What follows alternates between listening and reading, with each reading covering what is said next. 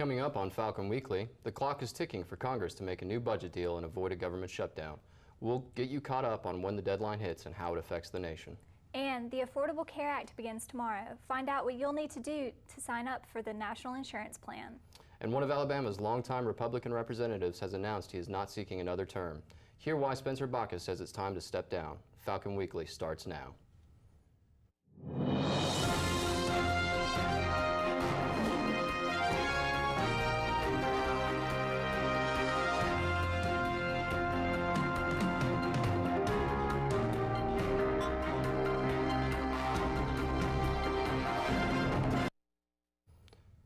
Hello and welcome to Falcon Weekly. I'm Andrew Meacham. And I'm Amelia Bennett. Thanks so much for joining us. A government shutdown looms as political parties continue to disagree on spending. Each year, Congress must approve a budget to provide money for federal agencies. The new budget year begins tomorrow, and Congress has yet to pass anything. As reporter Shannon Travis explains, it all boils down to funding Obamacare. The clock is ticking to midnight, and barring an unexpected 11th-hour deal, major parts of the federal government will be closed for business. Congress has two responsibilities: pass a budget, pay the bills. So how did we get here? House Republicans are drawing a line in the sand over Obamacare. Their latest budget includes a one-year suspension of the health care law. Insurance exchange is set to go online on Tuesday, but that plan is unlikely to pass the Democratic-controlled Senate. It's time for the Senate to listen to the American people, just like the House has listened to the American people, and to pass a one-year delay of Obamacare. Democrats say that's a non-starter. No, we will not associate jeopardizing the economy with whether or not everyone in America is going to have access to health care. That's irrational and irresponsible. Wall Street already down just because of the potential of a shutdown. And if there's no deal, the estimated losses is in the billions. What it simply requires is everybody to act responsibly and do what's right for the American people. As for the American people, a majority do not want to see a shutdown. 68% say a federal shutdown for a few days is a bad thing. And when it comes to the new health care law, 57% say they oppose it. And that's why we're here. In Washington, I'm Shannon Travis reporting. Military service members, including those currently deployed in Afghanistan, also face not being paid if lawmakers can't agree on a resolution to protect their pay. Previous shutdowns have lasted anywhere from 5 days to several weeks. The Affordable Care Act, also known as Obamacare, is going into effect October 1st. You'll be able to buy health care plans in all 50 states, including Washington, D.C., even if you have pre-existing medical conditions. But there are still some questions about how it all works. We return to our Capitol correspondent, Shannon Travis, for a breakdown of Obamacare. Talking heads attack ads, claims and counterclaims with enough distortions to make Pinocchio blush. But when you stop the noise over Obamacare, what is it? The president and many Democrats defend it. The Affordable Care Act is here to stay. Most Republicans denounce it. Obamacare is a train wreck. But love it or hate it, the law is set to roll out its most ambitious pieces. If you already have sufficient health insurance or Medicare, this doesn't affect you. But if you're among the roughly 48 million without health care, on your calendar, Tuesday, you can start shopping for a plan at healthcare.gov. President Obama claims It's like booking a hotel or a plane ticket. competitive plans with Olympic names. Bronze is basic, silver, mid-range, and gold and platinum high-end plans. All must offer the same coverage. All will come with a monthly premium. What will differ, the deductibles and copays will vary, but President Obama says for many it'll provide Good health insurance for the price of your cell phone bill or less. The administration puts that at roughly $100 or less per month, but that's if you qualify for tax breaks and subsidies because of income. Costs will also vary based on where you live. Choose by December 14th if you want your new health coverage to start January 1st. On March 31st, 2014, open enrollment ends and the penalties begin. If you don't have health insurance by then, you could be slapped with a fine, that controversial individual mandate. There will be no penalties for a limited few. In Washington, I'm Shannon Travis. To see your options for Obamacare and how it will affect you, visit www.healthcare.gov. U.S. and Iranian leaders are making an effort to communicate for the first time since 1979. President Barack Obama and Iranian President Hosni Rouhani had a 15-minute-long telephone conversation concerning Iran's nuclear program. President Obama says he is hopeful this is the first step in reaching a possible agreement over Iran's nuclear program. Iranian foreign minister. Going forward, President Rouhani and I have directed our teams to continue working expeditiously in cooperation with the P5+1 to pursue an agreement. And throughout this process, we'll stay in close touch with our friends and allies in the region, including Israel. President Obama says that 35 years of mistrust between the U.S. and Iran will be the main obstacle he and President Rouhani will work on overcoming. Alabama's long-serving Republican Representative Spencer Baucus says he will not seek re-election to his seat as a representative for Alabama's 6th congressional district. Baucus took office in 1993 and won his 11th term in Congress last November. In his long time in Washington, Baucus served on the House Financial Services Committee, which he chaired for 6 years. In 2012, the Office of Congressional Ethics cleared Baucus of any wrongdoing in an investigation into his investment dealings around the same time as Congress's $700 billion Wall Street bailout. After a long career on Capitol Hill, Baucus wanted to make it clear that he isn't going to fade away from the public eye. The 11th-term Republican says it's time to give others an opportunity to serve. While he made it clear he isn't retiring, Baucus doesn't have any firm plans for the future. Police are searching for the man who shot and killed a Tuskegee University student at a block party over the weekend. 21-year-old Bobby B.J. Smith was at an apartment block party on East Church Street in Tuskegee late Friday night. Smith was shot in the back and rushed to the hospital where he was pronounced dead. Smith was a finance major at Tuskegee's finance team and was the father of a baby who is less than a month old. Students held a vigil in Smith's honor Saturday night. Police say they don't know why Smith was targeted.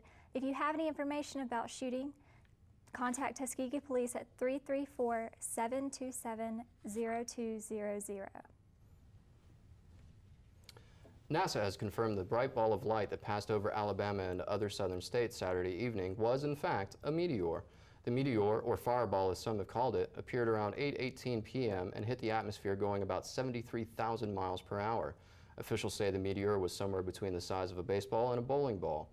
More than 275 witnesses from all over the Southeast claim to have seen the meteor, and officials say it disintegrated near Atlanta.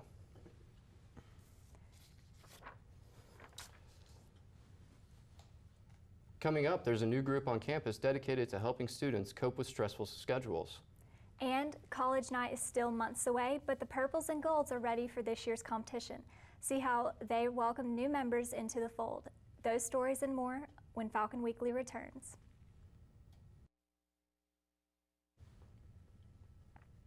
Welcome back to Falcon Weekly. Many college students can sympathize with one another over the stresses of time management, developing study skills, and overall health and wellness. And now there's a new group formed for UM students to cope with these issues. Falcon Weekly's Rebecca Peoples joins us live in the newsroom with more information about this new campus group. Rebecca? College students face many different issues and try balancing school and personal relationships. Many students are plagued with issues and are seeking a place to voice their problems.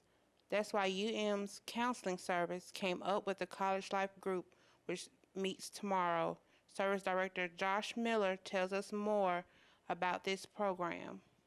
A group that's geared toward giving college students a place to talk about things that are relevant to them, things like relationships and eating and wellness and managing time, managing schoolwork, how to balance between work and life, how to balance relationships with schoolwork, just all kinds of different things that affect college students. And so we wanted to give students a chance to be around their peers and to talk with their peers and get support from their peers and figure out. Miller says that this is geared towards all students. Students have already RSVP'd.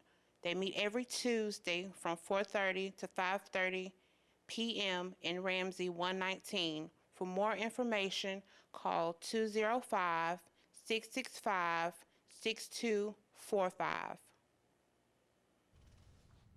Freddie the Falcon is back. Mascot tryouts will be October 2nd from 6:30 to 8 p.m. in Trustmark Arena. Experience is preferred but not required. The new Freddie must be enrolled as a full-time student for fall 2013 with at least a 2.0 GPA. Applicants must be between 5'8" and 5'10" and wear shoes no larger than a men's size 10. You must come prepared with your own 2 to 4 minute skit to perform. If you're interested, the tryout fee is $20 and applicants will know whether or not they were chosen within 24 hours. The new Freddie the Falcon will be unveiled October 17th at Midnight Madness. College Night is officially underway. Last Thursday was the annual College Night Mixer that kicks off all the festivities of UM's homecoming tradition. Our man on the street reporter, Brett Bell, interviewed Gold and Purple Side leaders and members at the Mixer about what College Night means to them.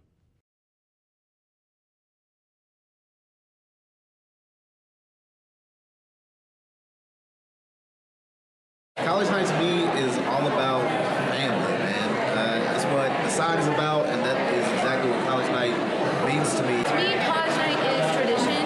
It's a connection that we have with people who have been going to this university for decades, and that we will have for decades after this. Things that I've learned from college night are all about, having real friendships and making real connections with people that last, and what it means to, follow up with a commitment, and what it means to be loyal. So college night to me, I guess, is the best part of being educated in Montevallo. To me, college night just means tradition. It's one of the reasons that I came to the University of Montevallo, and this really sums up what the spirit of Montevallo is all about. College night is just a time for me to spend a lot of time with my friends, getting to do the things I love to do, sing and dance, and play sports and everything. Just the quality time of college night is really important to me. I guess what college night means to me and a lot of people at Montevallo is just finding your place in Montevallo, finding your home, and a solid group of friends. College night to me is our homecoming tradition that sets us apart from many other schools. We still come together and we bond through our tradition.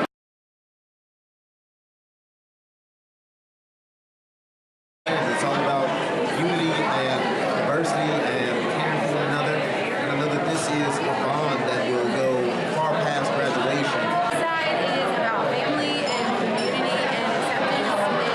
And my side really taught me a lot about myself that I didn't know. Be around my side and my purple family, that I really do feel like no matter who I am and what I represent, even though we don't always agree, we'll always support each other. Side is just a place to call home for me. Everyone is just really took me in, and it's just really been, everyone's so supportive on the Gold side. My side, I love just getting to see everyone's bright faces when college night rolls around in January and spending a lot of time with them and just planning towards it. It doesn't matter where you're purple or gold or green, just finding a solid group of friends to last your 4 years, I think is important. Montevallo will be celebrating the 95th annual College Night in early February. Tickets for College Night will go on sale January 29th. Coming up on Falcon Weekly, e-cigarettes are becoming more popular, but can they help people actually quit smoking? Find out what the results of a new study say. And your favorite drive-thru restaurant may be slowing down their orders. We'll show you what research says about these not-so-fast fast foods. Those stories and more when Falcon Weekly returns.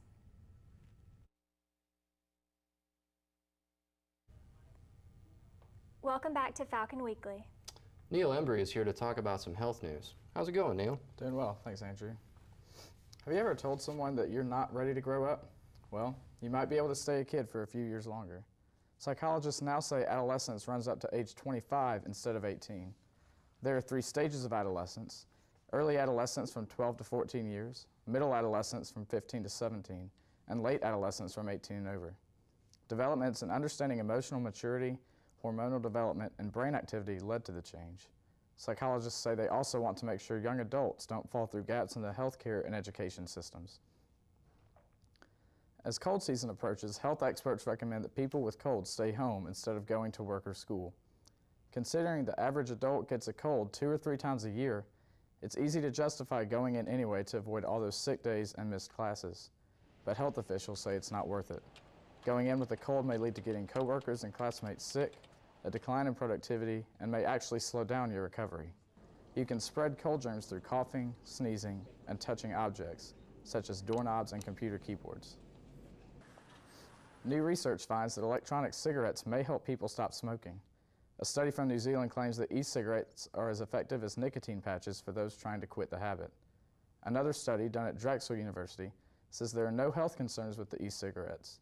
However, critics point out that they come in kid-friendly flavors and may become a gateway drug for young people. 1 in 10 high school students said they tried e-cigarettes last year. That's double the number from 2011. What do y'all think about these new e-cigarettes? It's pretty crazy. I wouldn't think that many people would be using those. Yeah. Yeah, I'm not really a fan of them at all. Yeah, I'm not a smoker I don't like how myself. they smell. Yeah, I don't think I've been around them enough to tell, but it seems like an interesting product. Yeah. Absolutely. Yeah. An advisory panel to the Federal Aviation Administration has recommended to ease rules for the in-flight use of electronic devices. An FAA advisory panel has suggested that passengers be allowed to use smartphones, e-readers, and tablets the entire time they're on board. This means travelers will be permitted to watch videos, read, and listen to music during takeoff and landings. Don't get too excited though. The panel suggested that texting, surfing the web, and making phone calls still be banned during takeoff and landing. No word on if or when the FAA will adopt these new regulations. An annual study by fast food industry trade publication QSR Magazine says drive-thrus are losing their momentum. The study found the average drive-thru wait time is nearly 3 minutes and 1 second, about 8 seconds slower compared to last year's average. Chick-fil-A was slowest with 3.4 minutes, and Wendy's was the fastest with an average drive-thru wait time of 2.2 minutes. Researchers blame the time increase to busier lanes and more complex menu items. It's costing you more to have access to your own money at the bank. According to a survey by bankrate.com, bank fees have risen again for the 15th year in a row. Charges are now at an all-time high. The average overdraft charge rose 3% this year to more than $32. The report also shows that the next time you use another bank's ATM to withdraw cash, you'll be paying an extra $4.13. Now it's time for a check of our Montevallo forecast. Falcon Weekly's Margetta Thomas joins us with a look at this week's weather. All right, thanks you guys. Well, it looks like the rain from today is going to continue and all throughout the afternoon, and it's only going to get up to about 77 degrees, but looking at the rest of the week, we'll be back in the 80s with a high of 84 on Wednesday, and there's going to be a little more sunshine throughout the week, but still a chance of thunderstorms, about a 20% chance, and it's going to cool off just a little for the weekend, but still a higher chance of thunderstorms on Saturday, so and about 20% chance on Sunday. Back to you guys. Thanks, Margetta. Let's hope the rain holds. Let's hope the rain holds off because there's a lot going on in the world of sports. Lauren Altaffer joins us at the desk. And by the way, Lauren, happy birthday. Thanks, guys. Well, in sports, there seems to be a lot of ups and downs in college football. Sports is coming up next.